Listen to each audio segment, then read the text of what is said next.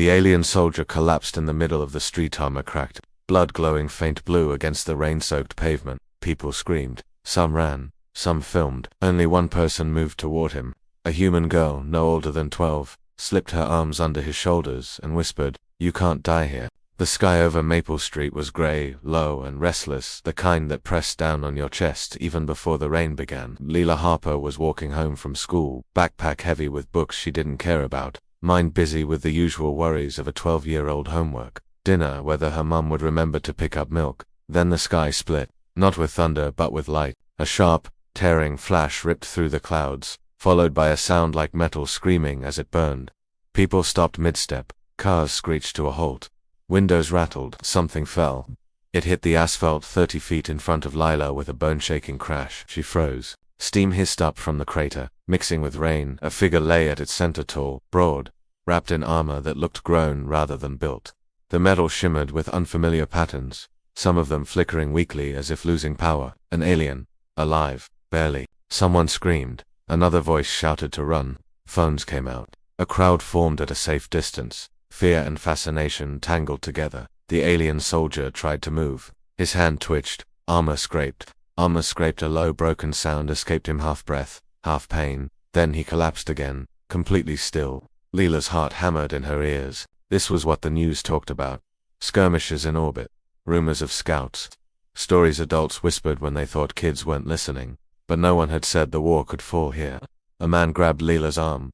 "Kid, stay back." She pulled free without thinking. The alien's armor was cracked open at the chest, glowing blue fluid seeping out, mixing with rain and running along the gutter. His breathing was shallow, uneven.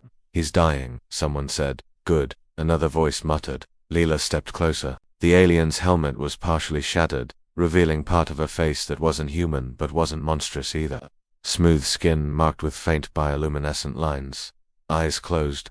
Brow furrowed in pain. He looked young. "You can't stay here," Lila whispered, though she didn't know why she was talking to him. His eyes flickered open. Just for a second, they locked on hers. And in that instant, Leela felt exhaustion, fear, and something else that made her chest ache. Regret.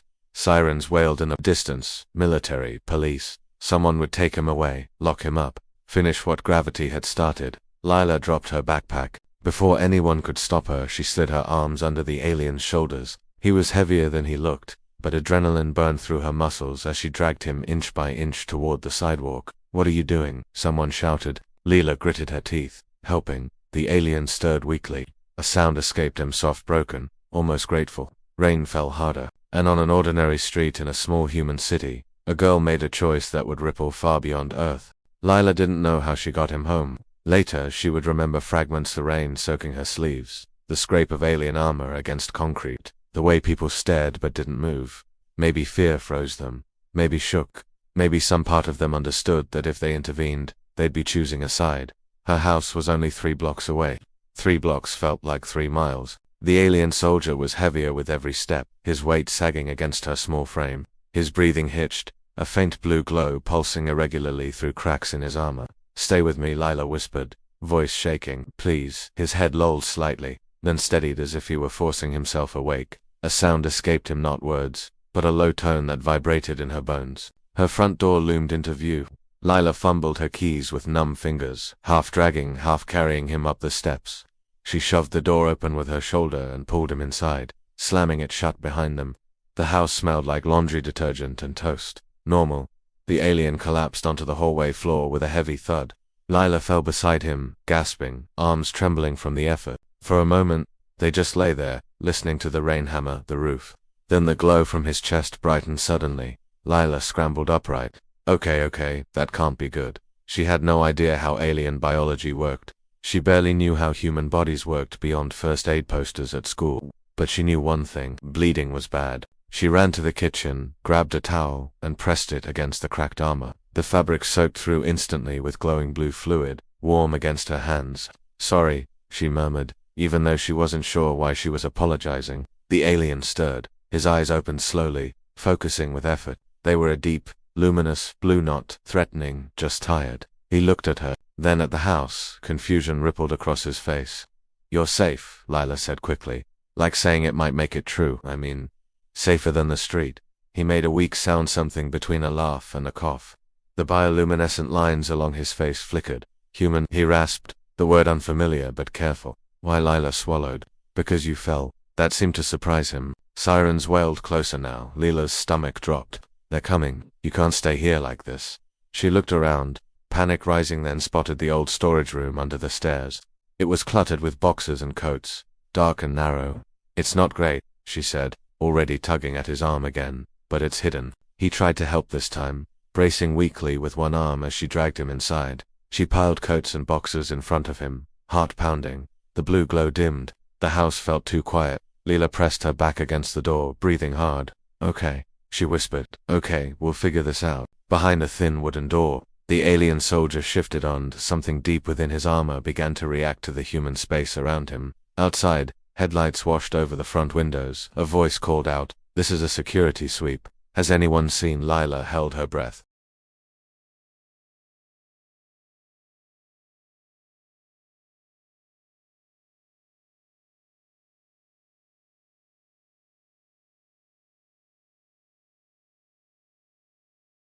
The knock came softly. Too softly. Lila's heart slammed against her ribs as she stood frozen in the hallway, eyes locked on the front door. The voices outside were calm, controlled, the kind adults used when they wanted compliance without resistance. "Security sweep," a man called again. "We're checking homes in the area. Just routine." Lila pressed her palm against her mouth to keep from breathing too loudly. From behind the storage door, she felt a faint vibration through the floorboards. The alien soldier was awake. "Please don't move," she begged silently. Another knock. Firmer this time. "Miss, we know someone's home." Lila swallowed hard, then forced herself forward. She opened the door just enough to peer out. Two officers stood on the porch, rain dripping from their helmets. Their eyes flicked past her, scanning the interior. "Hi," Lila said, voice trembling despite her effort. "My mom's not home." "That's fine," one of them said gently. "We're looking for something that fell from the sky. Did you see anything unusual?" Lila shook her head quickly. "Just thunder." The officers exchanged a glance. One of them raised a scanner, its surface pulsing faintly. Lila's stomach twisted. Behind her, the vibration intensified. The scanner chirped. The officer frowned. "Ma'am," picking up residual energy. Lila's mind raced. She stepped forward suddenly, bumping into the officer's leg. "Oh, sorry," she said quickly. "I have this science project in the basement. Solar stuff. It's always doing that." The officer hesitated. The scanner chirped again, then fell silent. The alien soldier had stopped whatever he was doing. After a long moment, the officer lowered the device. "All right," he said slowly. "If you see anything, report it immediately." Lila nodded, trying not to collapse with relief. The door closed. Only when the footsteps faded did Lila slide down against the wall. Shaking, she crept back to the storage room and pulled the door open just enough to peek inside. The alien soldier sat propped against the wall, one hand pressed to his chest. The blue glow was dimmer now, controlled. "You hid me," he said hoarsely. Lila nodded. "You almost gave us away." His eyes softened, not angry, ashamed. "I am trained to fight," he said, "not to hide." "Well," Lila replied, trying to sound braver than she felt. "You're really bad at bleeding quietly too." For a moment, something like humor flickered across his face. He looked down at his cracked armor. "This suit makes me a soldier." He tapped his chest lightly. "But I am more than this." Lila tilted her head. "Then why were you in the sky?" He hesitated, then spoke, each word heavy. "Because my commanders said this world was a threat. Because I obeyed." The blue lines along his skin dimmed further. "I did not want to come," he added. Night settled over the house slowly, like a blanket pulled up too tight. Lila brought water first, then realized a little too late that she had no idea if aliens drank water. She hesitated in the doorway of the storage room, holding the glass with both hands. "I don't know if this helps," she admitted, "but it's all I've got." The alien soldier studied the glass, then her face. He reached out carefully, touched the rim, and nodded. "It will help," he said. "Thank you." He drank slowly. The bioluminescent lines along his neck pulsed faintly, and the blue glow in his chest steadied just a little. Lila let out a breath she didn't realize she'd been holding. "What's your name?" she asked. He paused. "My designation is Kale 7, he said. "But that is not a name." "Well," Lila said, thinking, "then we'll use Kale. That sounds like a name." Kale considered this, then inclined his head. "Kale," he repeated, tasting the word. "Yes," Lila smiled. She brought bandages, next human ones, meant for scraped knees and paper cuts. They looked ridiculous against alien armor, but she layered them anyway, pressing gently around the cracked plates. Cale hissed softly, then stilled. "Sorry," Lila whispered. "No," he replied. "Pain reminds me I am alive." The words sat heavy between them. As the night deepened, Cale spoke more slowly, carefully, like someone stepping onto unfamiliar ground. His people were bred for war, not born into families but assigned to units. Individuality was discouraged. Mercy was a weakness. Obedience was survival. "I followed every command," Cale said quietly, "until I was sent here." "And you fell," Leela said. "Yes," he agreed. "But before that, I hesitated." Leela looked up. "That's why you're hurt." Cale nodded. "I did not fire. I delayed. My unit moved ahead without me." His gaze dropped. "They will not forgive that." Lila folded her arms. "Then maybe they're wrong." Cale looked at her sharply. "You would defy your leaders." She shrugged. "If they told me to hurt someone for no reason." Yeah. The idea seemed to shake something loose inside him. For the first time, Cale removed a piece of his armor. It peeled away like living metal, revealing skin marked with glowing scars, old ones. Dozens. "These are not from enemies," he said. "They are from training." Lila's chest tightened. "You didn't deserve that," she said. Cale stared at her, stunned. No one had ever said that to him before. A sudden rumble echoed in the distance, deeper than thunder. Cale stiffened. "They are searching," he said. "I have put you in danger." Leela stood. "Then we'll protect each other," she said, as if it were the most obvious thing in the world. Cale watched her, this small human girl with no armor, no weapons, no fear that made sense. And for the first time in his life, he wondered what it would mean to choose his own side.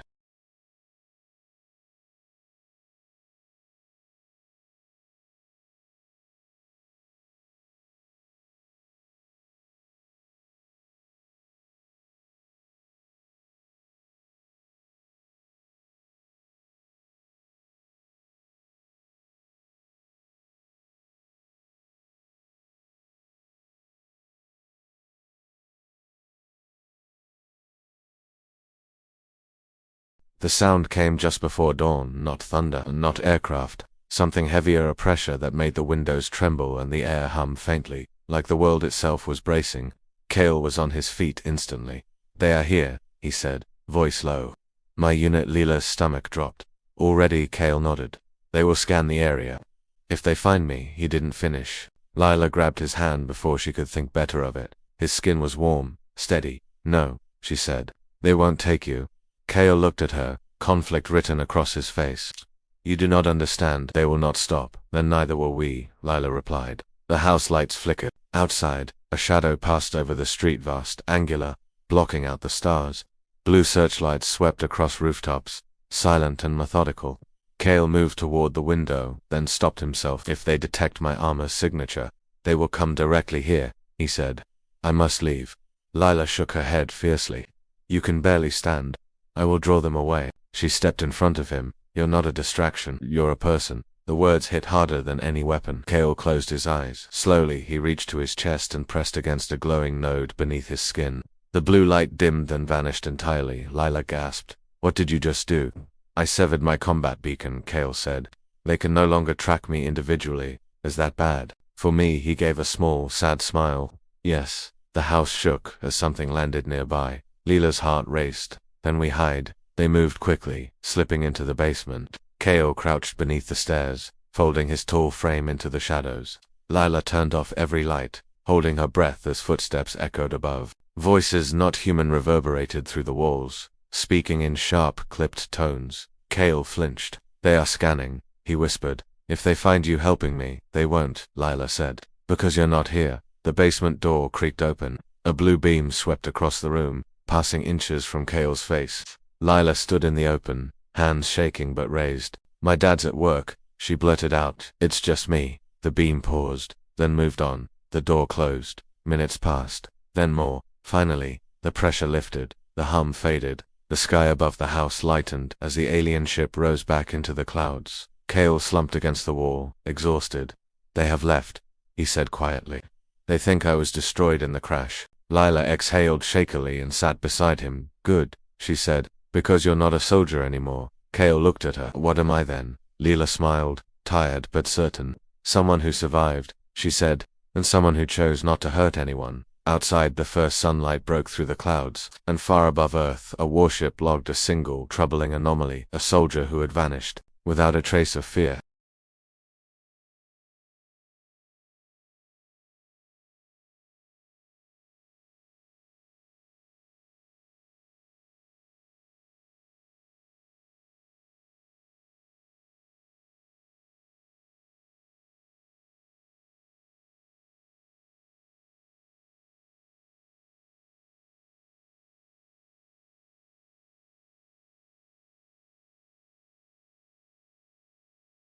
Morning came softly. Sunlight slipped through the curtains, warming the quiet house as if nothing extraordinary had happened. Birds sang outside. A car passed. Maple Street returned to its ordinary rhythm, but nothing was ordinary anymore. Cale stood by the window, watching the world with unfamiliar eyes. Without his armor's glow, without the constant pool of command signals in his mind, everything felt quieter. Leela sat on the couch, legs tucked under her, watching him instead. "You don't have to leave," she said. Cale turned. "I cannot stay forever. My people will return. They always do." "Maybe," Leela said, "but not today." He considered that for the first time in his life, time was not measured in missions or orders. It stretched open and certain, frightening, free. "I was created to be a soldier," Cale said slowly. "If I remain, I must become something else." Leela grinned. "Good, because you're terrible at being scary." Something warm and strange rose in Cale's chest. A laugh. It startled them both. Over the following days, Cale healed, slowly. Human medicine wasn't designed for alien biology, but rest helped. Food helped. He discovered he liked bread, disliked coffee, and found peanut butter deeply confusing. Leela taught him words, street names, human gestures, the difference between a smile and a threat. In return, Cale taught her the stars, pointing out constellations humans had never named, telling stories of worlds that glowed purple at dusk or sang when the wind passed through crystal forests. News reports mentioned the incident briefly. Unidentified debris, atmospheric anomaly, no confirmed extraterrestrial presence. The truth faded quickly, buried beneath louder headlines. One evening, Cale stood at the edge of the street, looking up as clouds drifted across the sky. "They will come again," he said. "And when they do, they may not leave so easily." Leela stepped beside him. "Then maybe next time, you'll talk to them." Cale smiled softly. That would be new. Far above Earth, long-range sensors updated their data. One unit missing. No death confirmed. No combat signal detected. Just silence. And silence, to a war-driven species, was deeply unsettling. Cale looked down at Lila. "You carried me," he said, "when you should have been afraid." Lila shrugged. "You needed help. That choice," Cale said quietly, "changed me." He placed a hand over his chestnut where his armor once connected him to war, but where something new